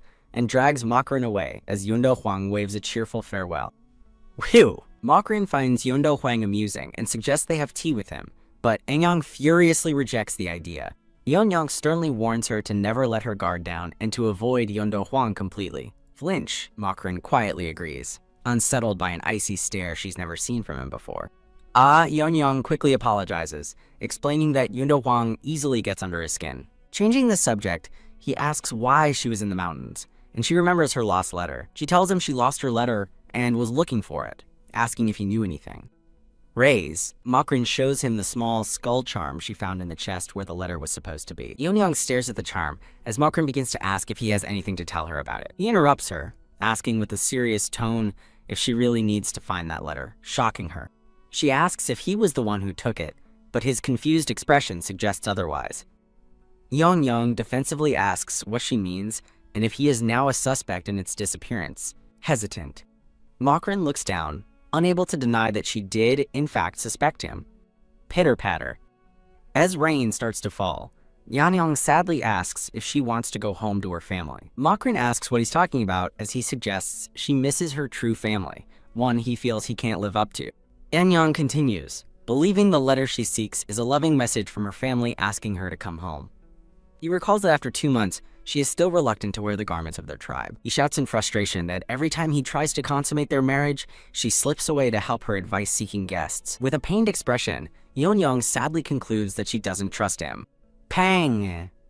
A pang of hurt hits Mokrin as she retorts that he has no idea why she's really looking for the letter. She thinks back on the inner battle she fought to leave her only home and choose a new life with him. FWIP. With a sharp turn, she walks away in the rain, telling him to think whatever he wants. Schwa. The rain pours down heavily over the dark, cloudy forest. The scene settles on a stone building, drenched in the downpour. Loom. Inside, a shadowy hand reaches for the letter as it lies on the wooden floor.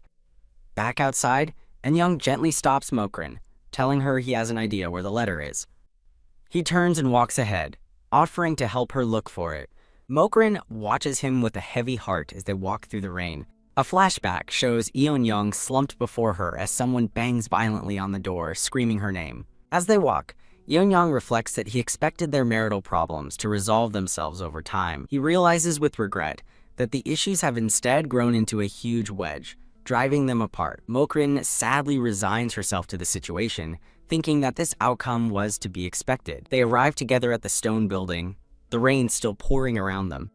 Eun-young states his suspicion that the letter is inside the building. As they approach, they are surprised to see Eun-young's little sister standing by the door. A look of pure shock crosses the girl's face as she clutches a letter. Mokrin is stunned to see the girl holding not only her letter, but also the skull charm. Rush.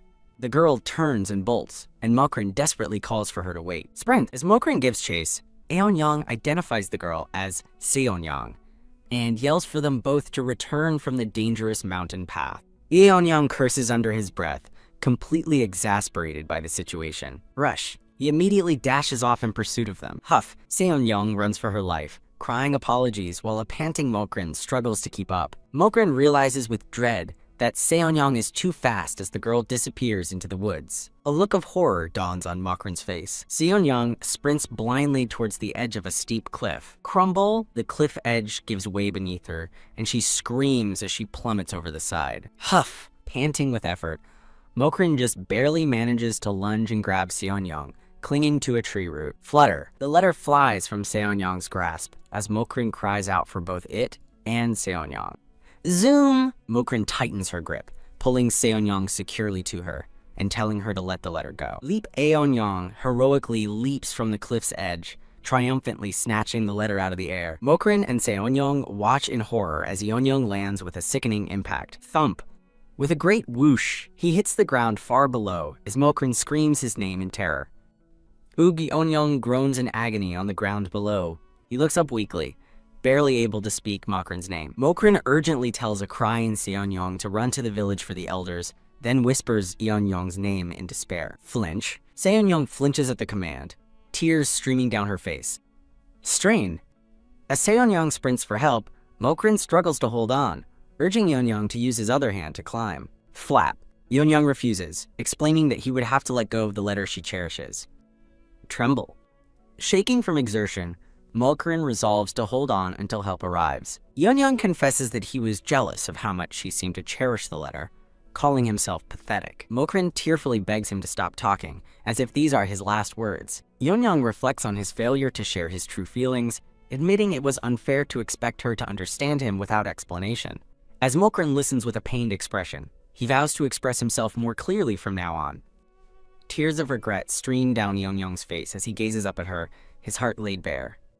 As he begs her to stay with him, Mokrin looks on with a tearful, heartbroken expression. Mokrin frantically tells Eun-young to let the letter fall and use both hands to climb to safety. Flutter. The letter spirals down into the misty abyss below. Mokrin sits alone at the edge of the cliff, staring down into the vast, rainy expanse where he fell. She cries out in horrified denial, her hand outstretched into the empty air. Shwa. Her desperate scream of his name is lost in the pouring rain. Mokrin is stunned as a very much alive Eun-young suddenly appears beside her, the sun now shining. Haha! Eun-young lets out a relieved laugh, glad the ordeal is over.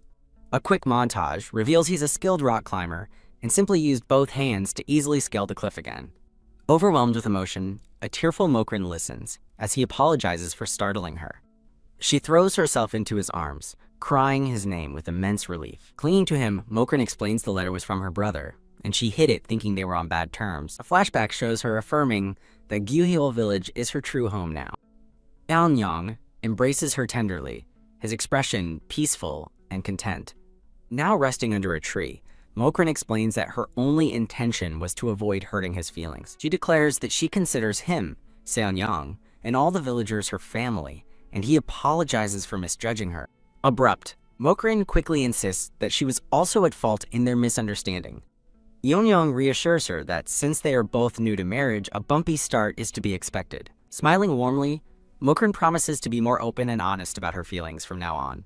They gaze into each other's eyes, their misunderstanding finally resolved under the peaceful tree. The couple shares a quiet, loving embrace in the serene landscape. The scene transitions to the peaceful exterior of their home. Later that night, Yeon-young comforts Mokrin, reassuring her that Seon-young will be fine after the day's events. Ack. A brief flashback shows a group of villagers gushing over the couple's public display of affection. Mokrin explains Seon-young took the letter to practice reading, and since she can't, its contents are safe. Wah. Yeon-young grumbles that stealing is still wrong, as a memory of a crying Seon-young being scolded appears. After Mokrin suggests letting Seon-young off the hook, Yeon-young lovingly cuddles her, praising her kind heart. Mokrin finally admits the tribal garments were simply too heavy, causing Yeon-young to realize he'd misunderstood everything. He holds her close as she shyly admits he was right about one of his accusations. Spring, she confesses to avoiding consummating their marriage, leaving a stunned Yeon-young to ask why. Gulp. Yeon-young listens nervously as she clarifies that she doesn't mind their kisses and embraces.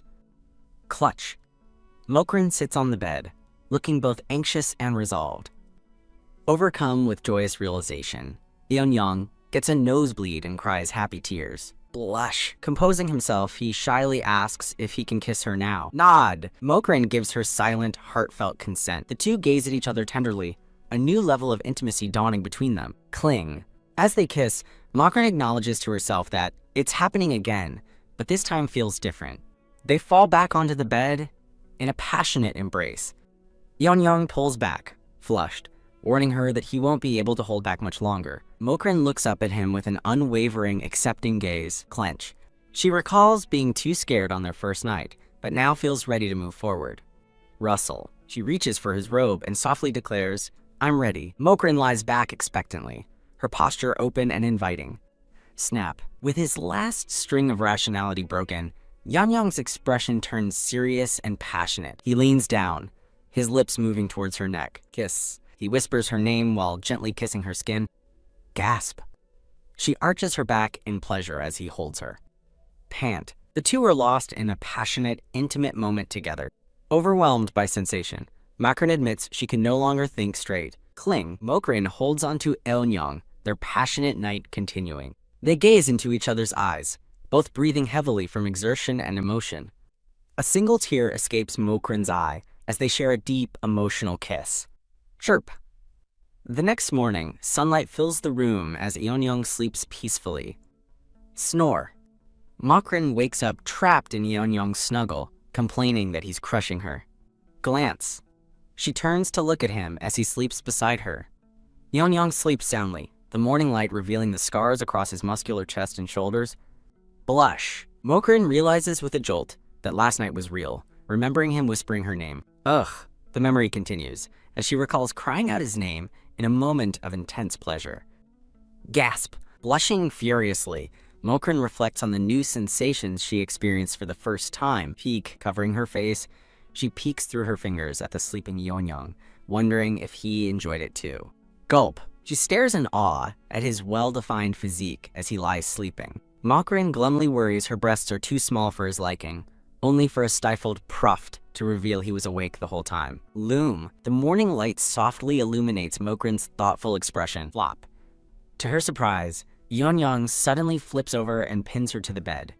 Yeon-young looks down at her with a gentle, knowing, and slightly flushed expression. Mokrin looks back up at him, her expression a mix of surprise and anticipation. Howl. Yeon-young playfully pounces on her again, as she protests that it's still morning. Throb. Later, Mokrin walks outside alone, rubbing her sore back. Shake. She groans with a blush, admitting to herself they were intimate for 3 days straight. In a somber flashback, Mokrin recalls seeing Yeon-young looking unsatisfied after their time together. The memory continues with the thought that he still didn't seem completely satisfied. Lying in bed, she worries that she didn't live up to his expectations. Shake. Back in the present, Mokrin shakes her head, trying to banish her negative thoughts. Bam! She holds up a letter, reassuring herself after writing to someone named Mo-kyun about her happy life. Recalling her time with Yeon-young under the tree, she remembers that sincerity is the foundation of any relationship. Clutch. She holds the letter tightly, resolved to keep approaching Mo-kyun with sincerity until he opens up. Mokrin turns as a voice calls her name from across the village grounds. A group of female villagers, armed with tridents, cheerfully wave and call her over. Bow. Makrin greets them politely, and they comment on how long it's been since they've seen her. One of the women playfully teases Makrin, asking if she's been having fun with her husband. The woman adds that men like buxom girls and that Mokrin is one, a comment Mokrin doesn't quite hear. Dun dun.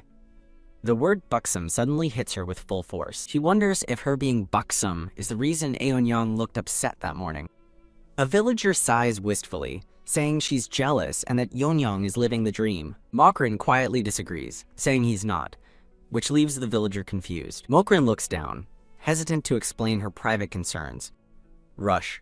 The women immediately gather around as Mokrin whispers her worries to them. Roar. One of the women explodes, shouting her disbelief that Mokrin is unsure if he's enjoying it. Mokrin tries to quiet her, but the woman blurts out that he's been pining for her for 5 years before being shushed. Sigh. Another villager sagely notes that Eonyang wears his heart on his sleeve and isn't wishy-washy. Ta-da! A villager arrives with liquor to help facilitate the heart-to-heart, earning enthusiastic claps. Bustle. The sparring session is abandoned as the women agree that talking with a friend in need is more important. Ka. As night falls, a crow flies over the now quiet training grounds. Dun Eonyang arrives at the training ground, his face a mask of pure shock. Dun, he stares in disbelief at the sight of Mokrin, and the village women passed out drunk. Dun, a close-up reveals a very happy, very drunk Mokrin is still conscious. He asks what's going on as a giggling, intoxicated Mokrin points at him.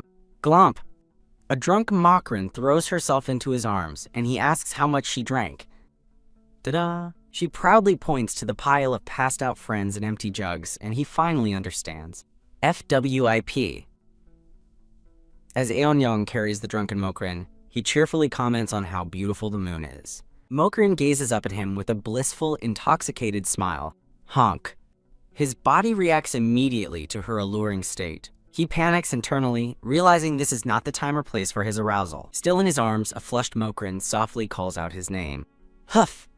Complaining that it's too hot, she begins to loosen her robe. She continues to pull at the collar of her robe, seeking relief from the heat. Weewu frozen in place, Eonyang's inner alarms blare as he struggles to maintain his composure. Howl. Calling her name desperately, he imagines his inner wolf locked away as he fights his urges. He pleads with her to just hang in there until they can get home. He mutters that seeing her drunk is dangerous for his heart, while she gives a cute, drunken pout. Clench. She grabs his arm to get his attention and calls his name again. Swing! Suddenly, she swings a punch at him, drunkenly yelling that he's mean. Ah! He instinctively dodges the blow, causing her to lose her balance. Thud. She face plants onto the ground as a horrified Eonyang shouts her name. Later, Eonyang apologizes for dodging as he tends to her scraped knees, earning a glare from Mokrin. Splosh. He gently tells her to hang on as he places her feet into a basin of warm water. Eonyang smiles down at her fondly while carefully washing her feet. Mokrin watches him, her expression soft and blushing. She quietly asks if he prefers busty girls, and he immediately responds with a cheerful, I sure do. Freeze. He stops dead, realizing the implications of her question and his answer. Fume. Mokrin seethes, taking his enthusiastic response as a painful confirmation of her insecurity. Eonyang looks on, completely flustered and confused by her sudden change in mood. Wah! Mokrin bursts into tears, accusing him of falling asleep because her chest wasn't good enough for him. She tearfully explains that the village girls told her men fall asleep if they don't like the woman they're with. She adds that they also claimed men don't last long with attractive women, yet he lasted all night. Throb. Eonyang clutches his head in frustration, realizing the village bullies have been filling her head with nonsense. Sniffle. She continues to cry as he tries to process the bizarre accusations. Eonyang looks utterly bewildered by her tearful, illogical reasoning. He gently tells her that her worries aren't true and asks her to look at him. He tries to prove his point by saying that his chest is also pretty flat and not so different from hers. Yank. To test his theory, Mokrin suddenly rips his robe open. With tears in her eyes, she stares intently at his exposed chest. Chomp. To his complete shock, she bites down hard on his pectoral muscle. Eonyang's eyes widen in stunned silence from the unexpected attack. Having delivered her lesson, she promptly faints in his arms. Thud. The two of them collapse and a massive nosebleed erupts from Eonyang. Ziz. Eonyang lies unconscious in a pool of his own blood, with Mokrin passed out peacefully on top of him. The Guihil village physician gravely informs someone that Eun-young lost too much blood. Now sober, Mokrin panics that Eun-young might die, recalling them being lectured while sitting formally. The physician asks Eun-young if he's been taking his medicine, and Eun-young admits that he ran out. The physician scolds him for being careless with his nigh incurable affliction. Rush An-young quickly silences the physician, laughing loudly to cover up the conversation, leaving Mokrin to ponder the words, incurable affliction. Splurt. Mokrin connects the doctor's words to Eun-young's frequent nosebleeds, realizing with a gulp that she never noticed how serious it was. As Eun-young walks the physician out, the doctor reminds him that his master is the only one who can make his medicine. Clack. Eun-young returns with a nervous smile, about to explain what happened. With tears welling in her eyes, Mokrin desperately asks if he's in pain. Gulp.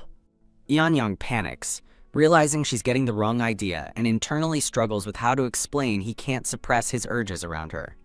He leans toward her, trying to reassure her that the situation isn't as serious as she thinks. Flustered, Eun-young dismisses his nosebleed as an overreaction to newlywed excitement and assures Mokrin the medicine works. As Mokrin worries, Eun-young decides he must visit his master for more medicine, meaning he'll be gone for a while. Mokrin looks at him with determination and firmly asks to accompany him on his journey. He tries to dissuade her by mentioning the long journey, but she immediately cuts him off with a resolute number.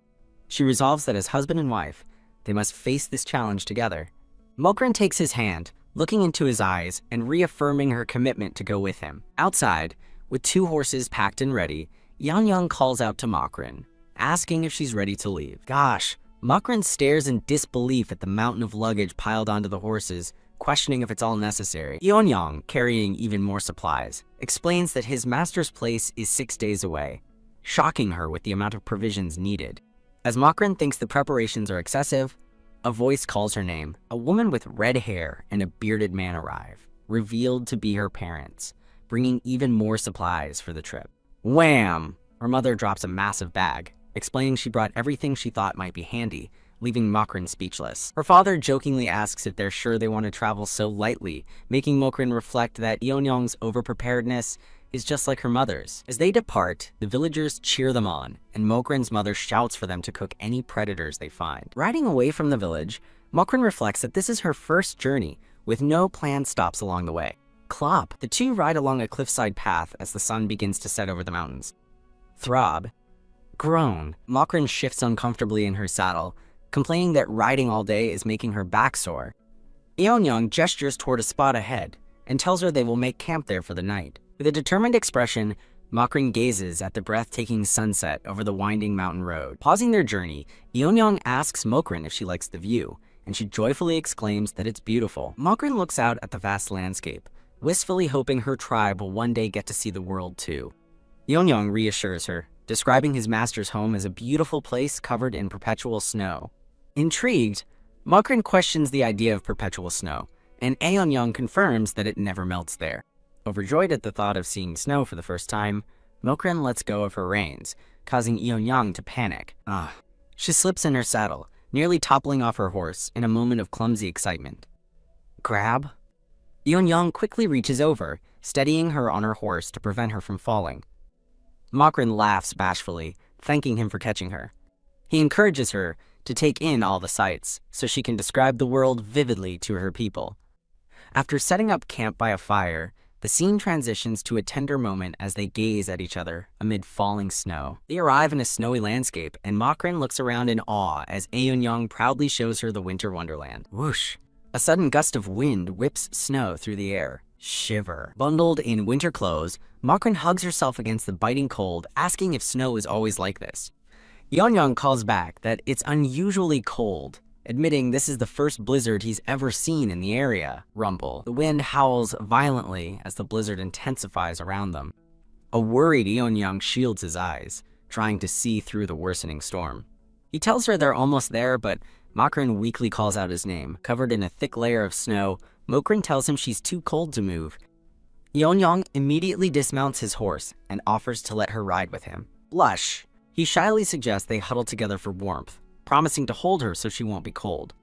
Slip! As she tries to move, her foot slips in the deep snow. Wobble Mokrin cries out as she stumbles, and Eun-young shouts her name in alarm. Thud! He catches her just in time. anxiously asking if she's all right. Rumble. A deep, ominous sound echoes from the mountain, and Mokrin looks up in fear. Aeonyong stands protectively before her, his expression grim as he looks toward the source of the noise. As an avalanche thunders down, Aeonyong shoves Mokrin to safety, taking the brunt of the impact himself. He manages to catch a precarious handhold on a root, stopping their fall. Dangling over the edge, he desperately reaches out his free hand, shouting for Mokrin to take it. As the snow pulls her down, Mokrin strains to reach his outstretched hand. Their fingers are just centimeters apart as she struggles to close the distance. FWIP. Her hand loses its grip in the snow and falls away from his reach. Rumble. Aeonyong hangs on desperately, screaming Mokrin's name as the avalanche crashes down. Watching him get swept away, Mokrin cries out his name in horror and wonders if she's going to die.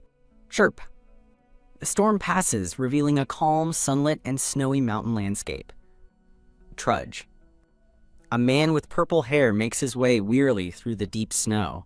He pauses and looks around, a silent question in his eyes. Shake. A snow-covered horse shakes itself, sending powder flying. Jingle. Hearing the horse grunt, the man clenches his fist, bells on his sleeve ringing softly. He observes his surroundings with a thoughtful, serious expression. He stops, looking down to find Mokrin lying unconscious in the snow. A brief interlude marks a pause in the harrowing events. Twitch. A small white bird pecks at Aeonyong's hand as it moves feebly in the snow. Ah! Aeonyong jolts awake with a terrified scream, startling the bird into flight. Huff! He catches his breath, overcome with relief as he realizes he survived. He sits up in a panic, frantically looking around and calling out for Mokrin. He spots a pile of clothes in the snow and recognizes them with dawning horror. Kneeling, he picks up Mokrin's hat and scarf, remembering her smiling face. FWIP. He quickly looks up, alerted to a nearby presence. Crackle! Pop! Inside a warm room, a pot of medicine bubbles over a fire. Mokrin groans and stirs in a comfortable bed. Rise! She sits up, looking around in confusion. The room is tidy and well-stocked with supplies, indicating she is in a safe place. She wonders where she is and turns to see a stranger sitting silently beside her. Startled, she cries out, completely shocked by the man's presence. Slip. She demands to know who he is, just as her blanket falls away. Ah. She screams in panic, trying to cover herself. As she frantically questions him, the man rises and grabs her shoulder. Sniff! He leans in to smell her, and she nervously tells him he's too close. Unch! She flinches away, thinking he feels less like a person and more like an animal. Fling! The door is thrown open, revealing Aeonyong, who stands panting in the doorway. Aeonyong bursts into the room, desperately asking if Mokrin is there. Mokrin cries out Aeonyong's name as the strange man holds her protectively. Wham! Aeonyong throws a chair at the man, demanding he identify himself. Grit. Holding Mokrin, Aeonyong glares at the man, realizing he won't get answers by talking. Done. As the two men face off, the door slides open and an older man enters. Splash! The older man douses both Aeonyong and the stranger with bowls of cold water. Soaking, wet, and shivering, Aeonyong recognizes the familiar voice and his master's impatient nature. With tears in his eyes, Aeonyong joyfully calls out to his master, who chuckles warmly. The scene settles on the master's quiet cabin in the snowy woods. Cleaned and dressed, Aeonyong and Mokrin listen as the purple-haired man explains he was surprised to find her there. As he scrubs the floor, he adds that he didn't realize his master might have a new apprentice. She turns to the apprentice, asking him if he's always this quiet. The master explains that the apprentice is a wild child who grew up with animals and is still learning to communicate. He then turns to Aeonyong, asking why he's already run out of the medicine he was given. The master gestures to a surprised Mokrin, referring to her as Aeonyong's lovely wife. Mokrin looks at the master, stating that she's confused about the situation. Freeze. She tells him Aeonyong mentioned an incurable disease, causing Aeonyong to stop dead in his tracks. FWIP. Panicking, Aeonyong lunges at his master to prevent him from revealing the truth. Shove! Aeonyong pushes his master out of the room, loudly asking for a new batch of medicine as Mokrin watches in silence. Mokrin's heart sinks as she wonders if Aeonyong's illness is her fault. Overwhelmed with guilt, she stands alone with her somber thoughts. 2 days later, Aeonyong offers to show Mokrin around while the medicine sits, and she happily agrees. Yeonyang laughingly recalls how a rival named Yundo constantly tried to get rid of him, but he always survived. Mokrin remembers seeing Yeonyang sick and quarreling with his friends in the past. Pang! She clutches her hands, convinced that his past suffering was all because of her. Creak! As Yeonyang points out the beautiful sunset, the apprentice walks by carrying a heavy sack. Nod. He acknowledges them with a simple nod as he passes. Bow. Mokrin bows slightly, feeling a bit intimidated by his presence. Thud. He drops the massive sack, and Mokrin observes that he's even bigger than Yeonyang. Gazing at his muscular arm, she wishes she could be strong like him. FWIP. Nyong leans in close, startling Mokrin as he asks if something is wrong. Wary, Mokrin watches the apprentice intensely working, while Yeonyang suggests they build snowmen. Pass. The master walks by, telling them to gather more firewood if they have time to be idle. Hugging Mokrin, Yeonyang protests that she's too delicate for manual labor, but his master clarifies, I meant you. The master points out that he was referring to both Yeonyang and the apprentice. Yeonyang tearfully tells Mokrin to stay warm while he goes to get firewood, much to her amusement. Drag. The apprentice hauls a protesting Anyang away as Mokrin waves goodbye. She stands alone in the snow, a thoughtful and slightly troubled expression on her face. Bonk. She lightly taps her own head, resolving to prove herself as the master watches. The master observes her with a thoughtful silence. With newfound determination, Mokrin declares, yeah. She looks at the messy yard, deciding it needs to be tidied up. Rush. She diligently bundles wood, carries baskets, and sweeps the grounds clean. Sniffle. After all her hard work, she sits down, wondering why she still doesn't feel any better. Step. She hears someone approaching from behind her. Waft. The master offers her a warm drink to keep the cold away. She thanks him, and he invites her for a walk now that her work is done. Mokrin hesitates, remembering Yeonyang's worried plea for her to stay inside without him. The master chuckles, reassuring her that he will explain everything to Yeonyang later. Crunch. The two walk together through the quiet, snow-covered landscape. Glancing at the master, Mokrin wonders what he thinks of her. Recalling his initial coldness, the master surprises her by asking who she thinks would win in a fight, him or Yeonyang. Mokrin confidently answers that a master is always stronger, causing him to recall a time when a young Yeonyang easily bested him. FWIP. The master turns her attention toward a new sight in the wintry expanse. Wow! Mokrin stares in awe at a towering, glistening wall of ice. She laughs, joking that even Yeonyang would struggle against such an opponent, imagining him trying to punch it. Her laughter fades as she looks back at the master, a sudden understanding dawning in her eyes. The master explains that joining a new tribe that values strength could make her feel vulnerable and weak. He continues, suggesting she might feel as though she has failed to become a contributing member. Gazing at the ice, he tells her he believes she is perceptive enough to understand his meaning. He reveals that true strength is not about brute force. A memory surfaces of a woman from her tribe, calling her sweet and caring. She remembers the other women warmly welcoming her into their tribe. Clutch. Overwhelmed with emotion, Mokrin holds her hands to her heart. The master chuckles, admitting it's been a while since someone listened so well. Unlike Yeonyang, who would try to fight the sun, Mokrin bursts into laughter at the thought of Yeonyang, admitting she already misses him. As night falls, Mokrin looks out at the dark woods, wondering what is keeping the men out so late. Standing by the fence, she watches as the first flakes of a fresh snowfall begin to descend. Tighten. Worried, Mokrin wonders if something has happened to Yeonyang out in the snow. She decides she must go out and find him immediately. Whoosh! A gust of wind blows through the snowy landscape. Elsewhere, the apprentice suggests they stop at a cave, but Yeonyang insists they must return to Mokrin. Groan. Yeonyang stumbles, clearly exhausted and unwell. Cough. He covers his mouth, surprised by his own weakness after only a few hours. He coughs again, a look of pained strain on his face. He looks down at his hand in shock, realizing he's coughed up blood. Drip. Blood spatters the snow as the apprentice looks on in alarm. Wobble. Yeonyang staggers, clutching his head in pain. Dizzy, he fights to stay conscious, insisting he has to return to her. Having come out to look for them, Mokrin and the master desperately call out Yeonyang's name. Fade. Whispering Mokrin's name, Yeonyang's vision goes dark as he collapses. Back in the cabin, the master watches over an unconscious Yeonyang, calling him a silly boy. He chastises the sleeping Yeonyang, saying he knew this would happen when he ran out of medicine. The master explains that Eonyang foolishly overdosed on a potent medicine made from venomous plants and animals. Eonyang jolts awake, panicking as he asks what the poison will do to him. Shake. The master trembles with frustration at his apprentice's recklessness. Trembling, Eonyang admits he just wanted to stop getting nosebleeds whenever he wanted to embrace Mokrin. Grab. He desperately clutches his master's arm, begging for help and saying he doesn't want to die. The master calmly tells the stunned Eonyang that he never said he was dying. Sigh. He explains that by taking the poison regularly, Eonyang has developed a resistance and will no longer get nosebleeds. Eonyang celebrates wildly, overjoyed that he can stop taking medicine and hiding things from Mokrin, while the master sighs in exasperation. FWIP.